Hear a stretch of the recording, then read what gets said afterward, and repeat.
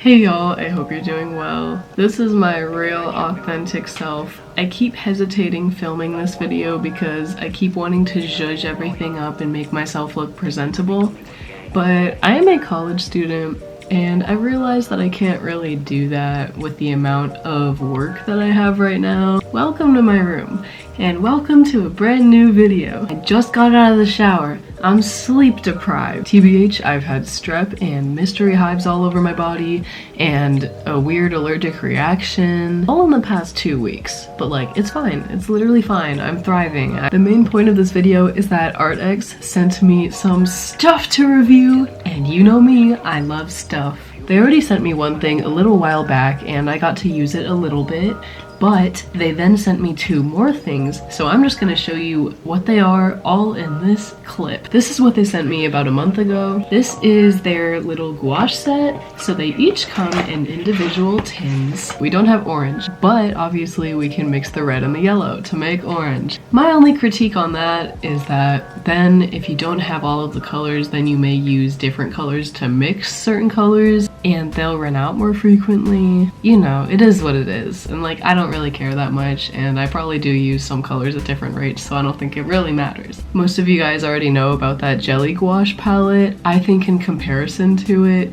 the design is not as logistical necessarily, but it is nice to have around, and the tins are a cute design in general. I just don't think it's as transportable as the jelly gouache. Next up, arrtx sent me another package. It has the same kind of style of gouache paints. It's like a similar box and everything, so I'm really excited about what's gonna be in here. And they also sent me this paint pad. This one comes with an orange. I like the pop of pastel colors in the set, so I'm really excited to use those. And this is the gouache paper that they sent me. It's a mixed media sketch pad. So there's a little note about it, but there's an exposed binding right here. I don't know if that's overexposed. It's an exposed binding, so you can actually lay it flat while you're painting, I think. Hypothetically, in theory. It's time to swatch these paints. I will say they don't feel like the same consistency as the gouache I usually paint with. If someone had me use these and told me they were acrylic paint, I'd probably believe it. Also, this paint did feel a bit streakier right off the bat when comparing it to the other gouache I've used. I do like the vibrancy of the colors though. The pigment is definitely there. And for one of the colors in the second set, it simply did not open. Like, I tried so hard and it was stuck. So I almost got to swatch all the colors, but not quite. Also keep in mind that these paints do take up a lot of surface area simply because when you open it, you have to put the tin somewhere flat. And that is a bit of a hassle, but I don't mind that much, especially if I'm just working somewhere like where I am right now in my dorm. I have this giant piece of cardboard, so, you know, it doesn't really matter how much space they're taking up. Keep in mind this was also when they had just sent me the first set of paints, so I didn't have the other colors and I didn't have the mixed media paper they sent me. And I'm just working with the Strathmore mixed media pad that I have. So for these paintings, I had the idea of making a lot of kind of abstract expressive pieces at once and then revisiting them every once in a while. This process didn't involve a lot of mixing though, so I didn't get to fully observe the technical aspects of this paint, but I did get to experiment with it by getting different amounts on my brush and, you know, using different colors at the same time on my brush. That was really interesting, and other little things like that.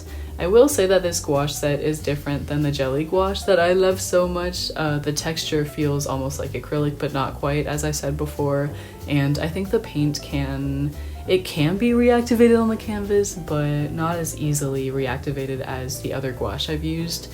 Also, in terms of transportation, they don't really come with a palette or anywhere to really store them. They're all individually packaged, so it's not super ideal, but it's cute. It's definitely something to keep at home though. Later, when I revisited these pieces, I did try to use my jelly gouache on top of these, and the texture of the gouache was a bit more rubbery, if that makes sense. Like, they were almost like acrylic because they didn't really reactivate well, and it took more work than it usually would with my other gouache, so maybe the paint is just like a different density or something. I'm not really sure the science behind it, but I know that something is different. I also did a painting on the mixed media pad that arrtx sent me, and it's a cute little notebook and the paper is nice and thick, good for gouache. and I had very minimal warping here. I decided to sketch my friend Sophia. I took a picture of her in the mirror when we were at this event, so I wanted to draw that. I thought it was a cool little image, and as you can see, I'm just using my big mechanical pencil and sketching things out. I didn't really know if I wanted to include myself in the background because in the actual picture, I am in the background taking it, but I think it was just a better option to have just Sophia in it. And I just started opening the tins that I knew that I would be using, and as time went on I slowly opened more just as I needed to use them. So that was my kind of process for these paints. These paints are definitely more fun to just dip your entire brush in and make something abstract, but I enjoyed experimenting with them here as well. It took a while for me to get adjusted to them because the paints were pretty difficult to mix. I had to bust out my makeshift palette. I think it was a pistachio container or something, but that definitely helped. And this set is a tad bit inconvenient because the paints aren't in a tube, so you can't really put the amount you plan to use on a palette or anything like that. They just have to all sit out. And as I said before, since they aren't organized all in one palette either, they do take up a lot of space when you undo the tops and you have to let them, you know, sit out somewhere. And yeah, I personally just found it difficult to not contaminate each color because of the way that they're set up. I don't really mind that. I'm a very messy painter. If you've seen my palette, I don't know if it shows it in the video at any point, it probably does, but it's a very, very messy palette. I don't really care about my paints like that, but just something to keep in mind. I don't think these paints are necessarily any better or worse than the gouache I'm used to using. I think there's just a time and a place for them.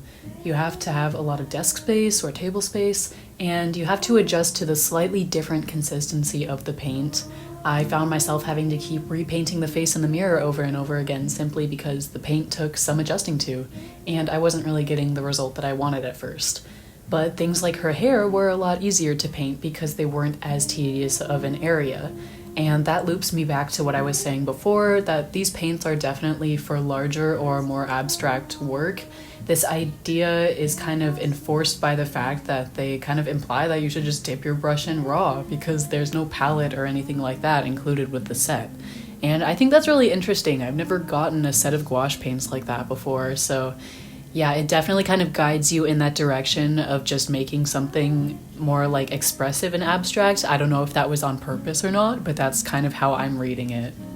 For my general process using this paint, I found it easier to mix your base color on the side and then paint a base layer of that section, if that makes sense, and just build up and render after that part dries. I suppose that's usually my process with any gouache, but I definitely had to keep reminding myself of that process while working on this. I don't know why, I just kept trying to do different things with the paint and make it cooperate in different ways, but I think that is my little foolproof method right there.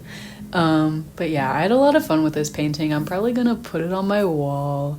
And I don't think I ended up using all the colors, but I kind of wish I did. I want to challenge myself next time I use these and use all of the colors just so I can kind of get a feel for the entire set, excluding the one that I couldn't open, but you know, that's just how the cookie crumbles. Besides the few trials and tribulations I had with this painting, I'm still really thankful that arrtx sent me this set and this cute little notebook. I'm definitely going to use everything in the future to experiment.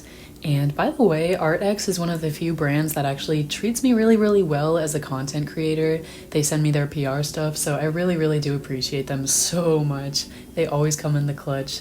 Like sometimes I'm having a terrible day and then I get a little package notification and I'm like, I wonder what I ordered. And then I realize it's an arrtx package and it's so lovely. I feel the corporate embrace.